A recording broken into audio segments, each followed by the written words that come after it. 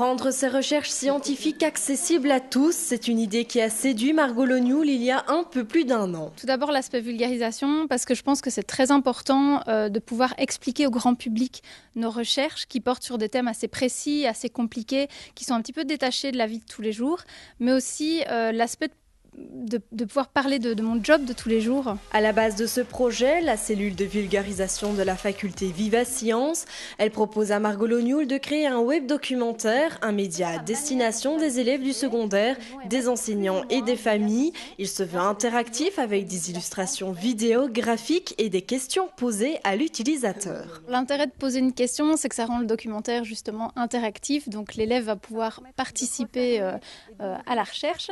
Et l'intérêt d'aller montrer ce à quoi ça ressemble sur le terrain, c'est pour qu'on voit un petit peu dans quelles conditions les scientifiques travaillent. Donc dans le web documentaire, on voit les chambres de sol qui sont vraiment installées entre les rangs de maïs, parce que c'est là-dedans qu'on doit aller travailler. Il a donc fallu écrire un scénario et penser à la manière de garder l'attention des internautes.